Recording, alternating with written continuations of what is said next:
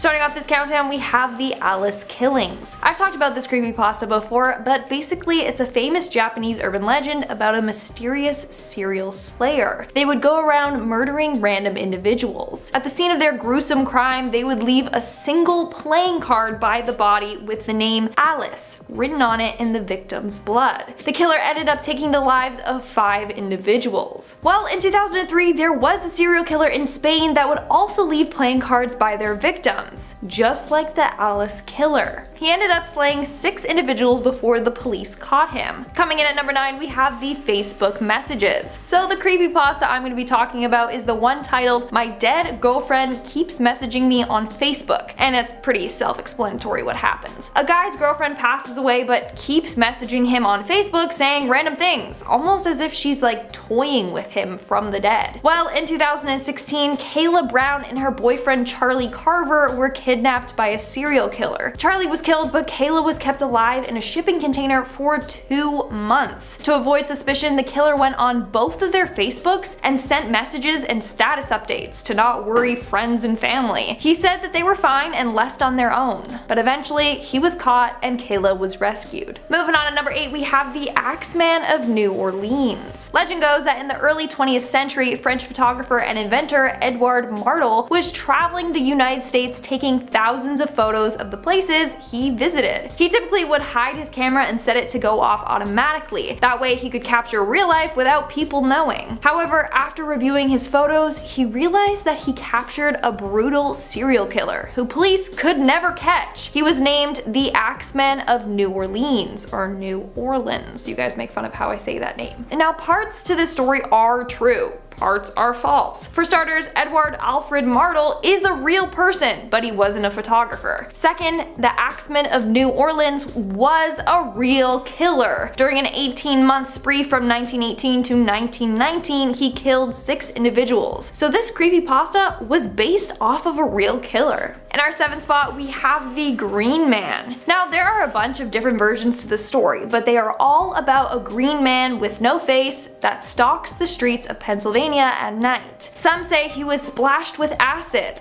Others say he was struck by lightning. Whatever happened to him, it turned his skin green and melted his face. They called him Charlie No Face, or the Green Man. As scary as it sounds, this story is completely true, but it's a really sad one. So Charlie No Face was indeed a real person. His name was Raymond Robinson. When he was a child, he was badly injured by an electrical accident that caused his face to appear disfigured. As a result, he was fearful of going out during the day, so at night, that's when he would go out and he would go for walks. He was completely harmless, but people who encountered him would be immediately frightened by his appearance. Making our way down the list at number 6, we have Capgras Delusion. The creepypasta Capgras Delusion is about a woman named Harriet Starling Malcolm. She ends up developing Capgras Delusion as a result of a brain aneurysm and starts to believe her younger brother is an imposter. He's been replaced by someone that looks like him, but it isn't him. When Harriet passes away, her husband develops this disorder as well and ends up killing the brother. Capgras Delusion is a real psychological condition. Those that suffer from it believe that people around them have been replaced by exact copies. Those with dementia or schizophrenia may also suffer from this delusion. We're now at our 5th and halfway mark with Barbie AVI. Barbie AVI is a pretty famous urban legend. It surrounds someone finding a mysterious video titled Barbie AVI. The video is very fuzzy and the sound is distorted, but it features a blonde woman getting interviewed. In the urban legend, the narrator recognizes where the video was filmed and ends up going to the place. They end up in an old abandoned building where they hear weird moans and whimpers coming from a room. They flee in a panic. Now, the backstory to this video is not real, but the creepy video itself certainly is. Over the years, a lot of people tried to figure out what the video was about. At one point in the video, the girl raises her arm and it's revealed that it's completely amputated. Some people think that the video was about BIID, body integrity identity disorder, and that the woman cut off her arm because she didn't didn't find it to be beautiful. Eventually it was revealed that her name is Tammy. When she was younger, she was washing clothes with an old school washing machine with no safety features. While the machine was operating, she stuck her arm in to push a sheet in more, and it ended up trapping her arm and twisting it until it ripped off. The video we see is when she's older and is trying to get a job at a modeling company, and it's her interview. In our fourth spot, we have the Russian sleep experiment, another very famous creepypasta, and boy is it creepy alright. The creepypasta is quite a lengthy read, but basically story goes that in the 1940s, Russian researchers were conducting unethical tests on enemy prisoners. They captured 5 enemies that they planned to keep awake for 30 days using a gas-based stimulant. They wanted to see the effects that sleep deprivation had on the brain, and in the end, everything goes wrong. They spiral into madness and then they all die in gruesome ways. Now, I hope this exact story isn't true, but it's quite possible that it was based on the number of real-world examples of governments experimenting on humans, like Project MK Ultra, where CIA agents were injecting people with LSD, or Project Sleepless Soldiers, where Soviet soldiers were given a drug that let them fight for days without needing sleep.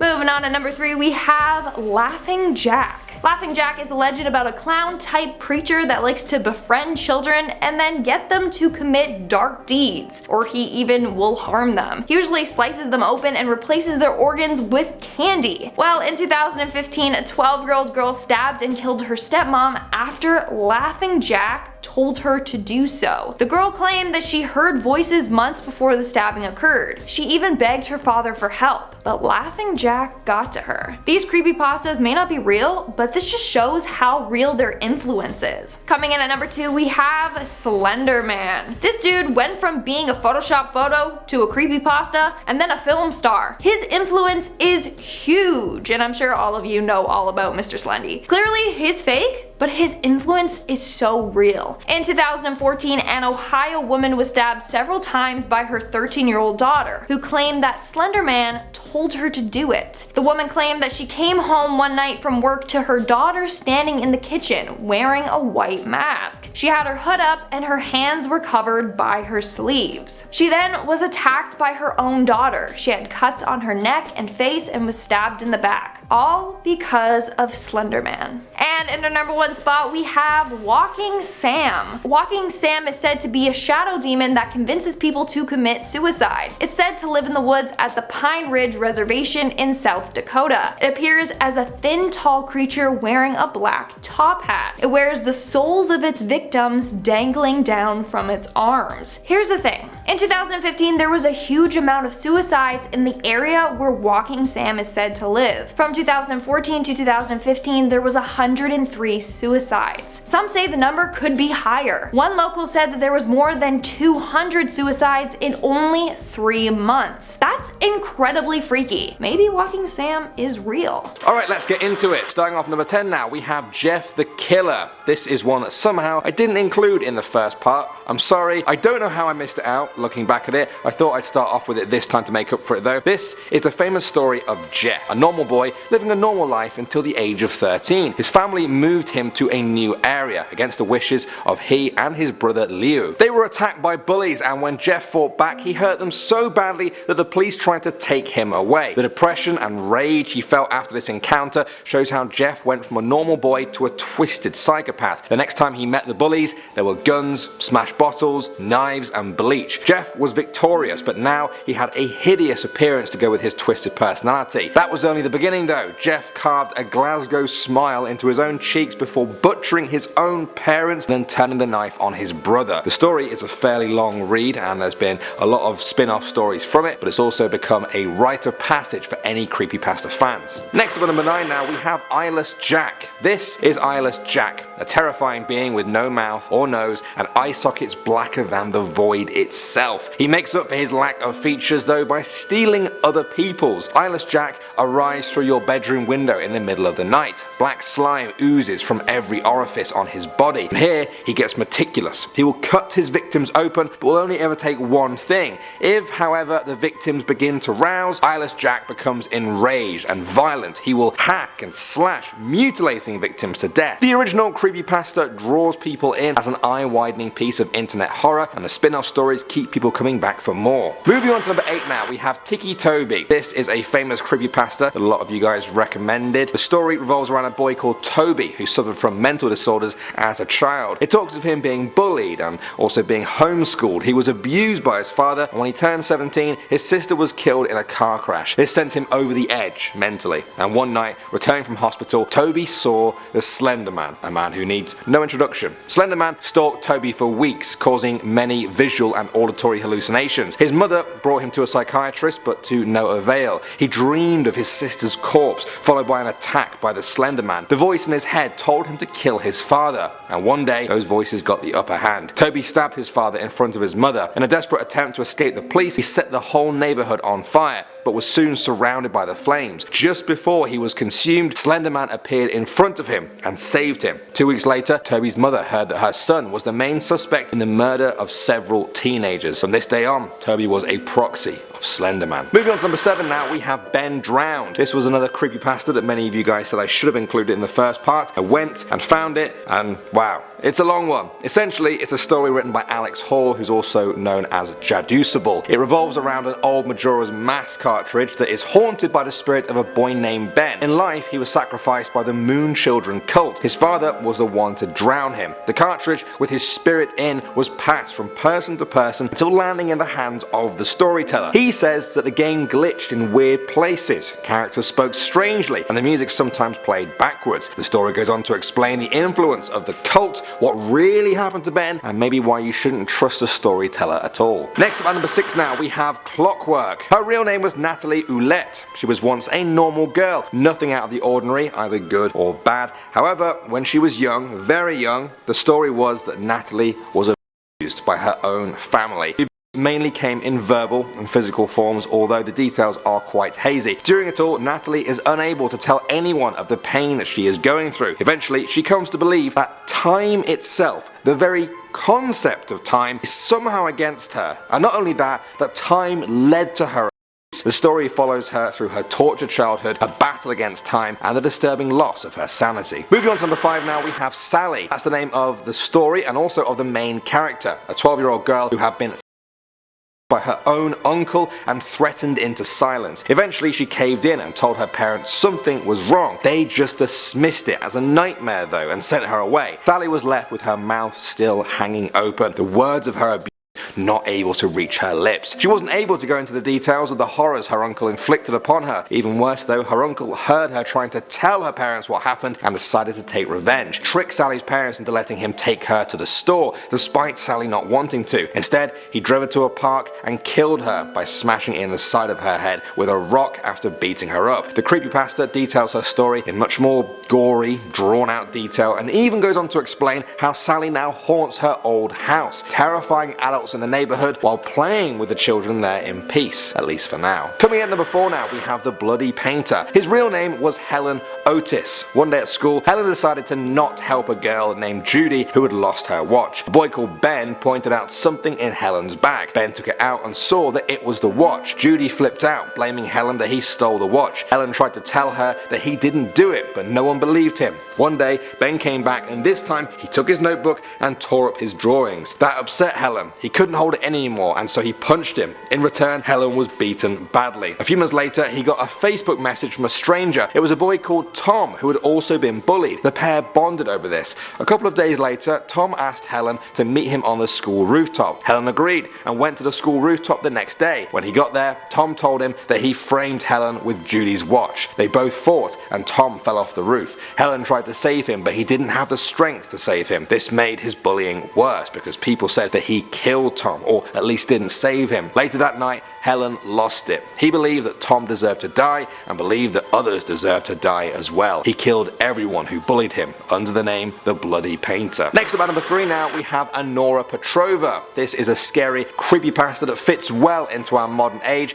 It's the story of a woman who was on track to become a promising figure skater in the US. Everything was going great until she discovered an evil, sentient Wikipedia page about her own life. It somehow detailed her death and the deaths of her family family. It drove her to insanity. Anora tried to edit the page. She tried desperately to change her own fate, but her life spiraled out of control in the most horrific ways. The harrowing tale is told from the point of view of Anora as she continues on the descent into madness. Perhaps the creepiest part of the whole thing is that the Wikipedia page stops talking about her fairly on and instead starts addressing the reader. That's you. It instills a fear in people that it could happen to anyone, and it's a reminder that with the growth of the internet in this new age of information, there are many corners for evil to hide. Next up now, guys, at the number 2 spot we have Judge Angel. Originally she was called Diana. Ever since she was born, her father never loved her. She looked nothing like her parents, and all her family ever seemed to notice were her eyes, those deep,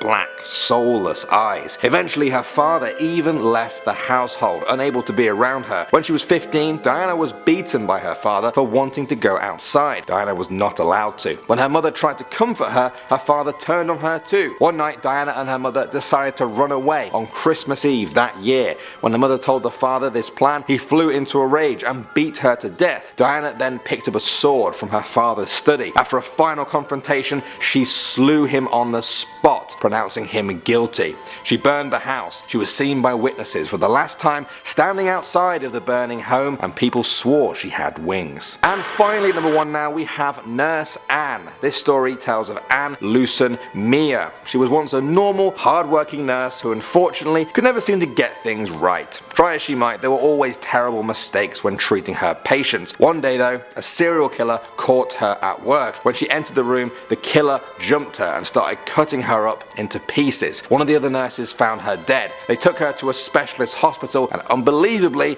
they were able to stitch Nurse Anne back together again. A disembodied voice helped her track down her killer and enact her revenge upon him. After she started killing though, she just couldn't stop. As time went by, her killing only increased. In the end, other Creepypasta characters took an interest in her. To see her involvement with the other characters and the full extent of the grisly deeds, you'll have to read the full story of Nurse Anne. Starting off at number 10 now, we have the Alice killings. I'm sure many of you Creepypasta fans will have heard of this one. The story goes that for 6 years, from 1999 to 2005, 5 killings took place in Japan. Not just random killings either. Strange, unsolved, and very connected killings. At each murder scene, a calling card was left by the killer. The calling card was quite literally a card. It was a playing card. The cards always vary, but one thing remained the same. The name Alice was written on each one in blood. Each of the murders were as gruesome and as strange as the next, and despite multiple arrests, the real killer was never caught. That's how the story goes though, although there is not much evidence for it being anything other than a creepypasta. There is, however, a real story that is eerily similar. Alfredo Galan Sotillo was a Spanish serial killer who killed 6 people in 2003. When attempting his third, his victim survived and another was able to escape. Sotillo left a 3 of Cups card at the scene. Now when the media picked up on this, he began to leave playing cards at the scenes of his next victims until he eventually surrendered to police. He was sentenced to 142 years and 3 months in prison. Next up at number 9 now, we have the Russian sleep experiment. This very famous creepypasta tells a story of 5 test subjects who were given a sleep inhibiting stimulant in a Soviet experiment. Day by day, with no sleep at all, they began to descend into madness. They eventually sealed themselves inside their chamber and covered the windows with feces and torn book pages so the scientists couldn't watch them. The story continues and contains mutilation, blood, violence, and murder. In that order, actually. It's not for the faint-hearted, but did it actually happen? Well, not as far as we can tell. Many people do think the creepypasta was inspired though by real experiments conducted by governments. The British military testing LSD on its soldiers, Americans testing mustard gas on their own soldiers, and Japan's Unit 731, which an estimated 12,000 prisoners of war during World War II. Perhaps one of the unknown experiments involves stopping people from sleeping. Moving on to number 8 now, we have the Capgrass Delusion. That's the name of this creepypasta that appeared online in January 2017. It told the tale of a woman called Harriet who had an aneurysm that severely damaged her brain. After that, she began to believe that one by one, everyone in her life had been replaced by an imposter. At first, she began to believe her younger brother had been replaced, then her own son. She told her husband that he was an imposter. When she died in surgery, her husband then took on this delusion as well. If that sounds like a terrifying story, it's based on a real condition. Capgras delusion is a genuine psychiatric disorder in which a person holds a delusion that a friend, spouse, parents, or other close family member has been replaced by an identical imposter. It's a scary condition that can leave a person becoming extremely paranoid and isolated. Perhaps the most scary part though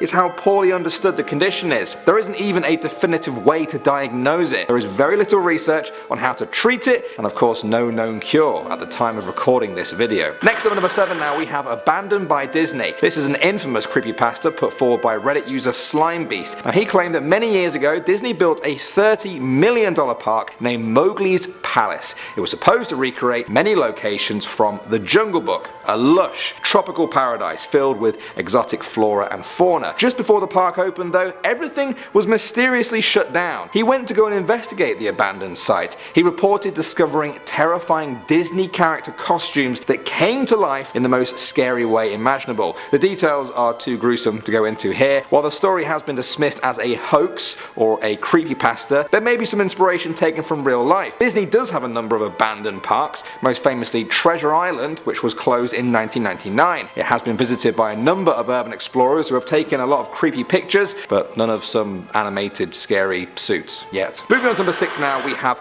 Polybius. In 1981, a story started in Portland and slowly crept across America, then the world, and then entered internet legend forever. Most of us are probably too young to remember arcade halls with rows of arcade games being played by crowds of kids. Before the rise of home consoles though, these were the places to be. In Portland, kids started talking about one particular arcade game, Polybius. Rumor had it that Polybius was insanely addictive. Whenever kids were finally forced off it by the next in line, they reported feeling nauseous and stressed. Some even had seizures. People started noticing that the game was being serviced a lot more than the others. Once a month, men in black suits would come and copy the machine's hard drive but leave all of the money. This led people to believe that Polybius was part of an experimental CIA mind control program. Some people still believe this to be true, but others see it as just an interesting creepypasta. Now if that's the case, it may be based on some real stories. In 1981, in Portland, a kid really did get sick during an arcade marathon. A few days later, federal agents really did seize a bunch of arcade cabinets as part of a gambling bust. Or they were CIA, whatever you want to believe. Coming out number 5 now, we have Robert the Doll. I'm sure you guys have all read creepypastas about dolls that come to life and kill their owners. They're extremely popular. There isn't even one that I can particularly single out though. What I can say is that a lot of them are probably based on the true story of Robert the Doll. He's a very real doll that was owned by Robert Otto in Florida in 1904. The doll was named after Robert. Now according to legend, the doll had supernatural abilities that allowed it to move, change its facial expression, and even make giggling sounds. People said it was a voodoo figurine that was totally aware of its own surroundings. Over the years, this doll was passed on to other people, and it's said to have caused everything from car accidents to broken bones, job losses, divorces, and all kinds of misfortune really. You can actually go and see Robert in real life in the East Martello Museum in Florida. If you dare. I don't. Next up number 4 now, we have The Well to Hell. For a while now, a creepypasta has been going around about the Well to Hell, a hole that was drilled so deep it reached hell itself. That's not even the scary part though. According to the story, the scientists who drilled this hole also recorded a terrifying sound emitting from the bottom, the sound of all the souls in hell screaming out in horror. Here's a little clip for you guys. You have been warned.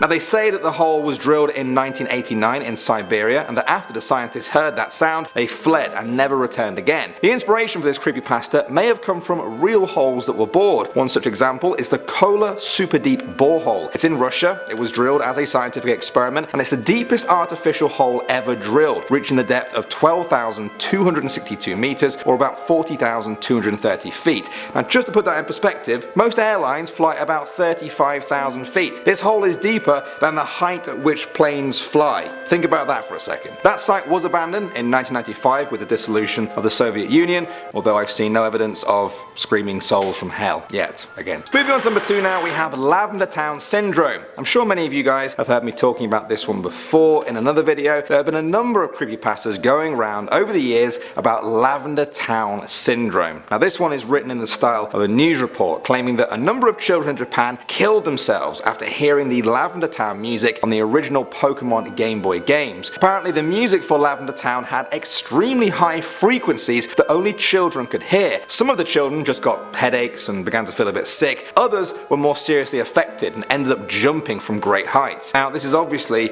just a creepypasta unless there has been a huge cover-up. There is no real evidence of kids throwing themselves off heights in Japan because of a Pokemon game. What there is though is the story of the original Pokemon anime that may have inspired this story. When the first episode of that aired, 685 children were hospitalized after a scene with flashing lights triggered epileptic seizures in them. Couple this with the high suicide rates in Japan at the time, and it's no surprise that a creepypasta like this was born. And finally, number 1 now, we have the Green Man. For many years, the people of Brighton Township would swap stories about the Green Man. They said he was a reclusive figure of the night. They said that when he was a boy, he wanted to see into a bird's nest. He climbed on an electric pole but slipped on his way down and electrocuted himself. The shock should have killed him, but the boy survived, although he lost his eyes, nose, mouth, an ear, and an arm. When he grew up, the disfigured man lived in an abandoned house away from the taunting kids. He became a sort of boogeyman story, but not everyone knows that this is all based on a true story. The real man was Raymond Robinson. He did electrocute himself as a boy and was something of a recluse.